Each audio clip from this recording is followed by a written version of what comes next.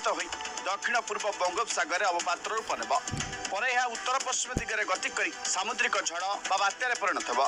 तेणु 1 तारिख केन्द्रीय बंगोपसागर में वर्षा सांगक घंटा प्रति पवन वेग 40 ରୁ 50 किमी एवं झुंक सर्वाधिक 60 किमी रहिबार संभावना रही पर यह बढ़ी 50 ରୁ 70 किमी घंटा प्रति वेग रहिबो तेबे बात्यार रूप नेबा पर यह केउं दिगकु जिवो ताहा स्पष्ट करनी पाणीपाग विभाग तेबे 3 तारिख में जगतसिंहपुर पुरी गंजाम रायगड़ा गजपति और कोरापुट रे हालुका वर्षार संभावना रही से 4 तारिख में बालेश्वर भद्रक जगतसिंहपुर केन्द्रापड़ा खोर्धा पुरी गंजाम कंधमाल गजपति रायगड़ा कोरापुट और मालकानगिरी रे वर्षार संभावना रही 3 तारिख जाए राज्य दक्षिण ओडिशा किसी जिले में हल्का मध्यम वर्षा संभावना रही जोटा प्रभाव में खास देखा जो 1 तारिख बेलू पुरी खोर्धा गंजाम कंधमाल रायगड़ा गजपति कोरापुट नवरंगपुर और मालकानगिरी ये सब जिले में 1 स्थान में हल्का मध्यम वर्षा रही आगामी 4 दिन जाए तापमात्रा विशेष परिवर्तन होगा हेले आसतु देखा कौन कहूँ अन्य मॉडल जीएफएस मॉडल अनुଯାयी अंडमान सागर में सृष्ट लघुचाप 29 अवपात 30 गभीर अवपात एवं 30 कि 1 तारिख में बात्यार रूप नेबार संभावना रही जहाँ रिकर्व कर बांग्लादेश मुहाबार संभावना रही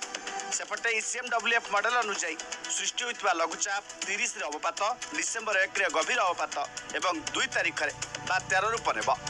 डिसेम्बर 2 ରୁ 4 मध्य अधिक घनीभूत हो भीषण बात्या रूप नहीं आंध्र प्रदेश आड़ को गति कर संभावना रही तेज पाणीपाग विशेषज्ञ शरद साहू कहते डिसेम्बर 2 कि 3 बेलू लघुचाप बात्यार रूप नेब जहाँकि 4 तारिख में तमिलनाडु दे आंध्र प्रदेश उपकूल अतिक्रम कर स्थलभाग दे 5 तारिख में दक्षिण ओडिशा रे प्रवेश कर फल डिसेम्बर 4 ରୁ 8 तारिख जाए ओडिशा रे प्रबल वर्षा कराइब शीत दिने बा डिसेम्बर मास बात्या कम घनीभूत हुए किंतु अधिक वर्षा दे थाए तेणु संभाव्य बात्यारे वर्षा अधिक हबार संभावना रही आंध्र और तमिलनाडु उपकूल आसला बेलू से प्राय 3 तारिख सो पारे 3 ବା 4 रे साइक्लोनिक स्टॉर्म रूप नबार संभावना रही तार गतिपथटा मॉडल टू मॉडल भेरी करुँच एक्जाक्टली कही हेनी किंतु ओडिशा रे ता प्रभाव रे वर्षार संभावना रही आसंता 2 दिन पश्चिमा झड़ जो राज्य में पाग कोहला हेले 2 तारिख जाए राज्य में वर्षार संभावना नहीं भुवनेश्वर कैमरामैन सुश्री सुलोचना निरुपमा बेहरा न्यूज़ 18 ओडिया।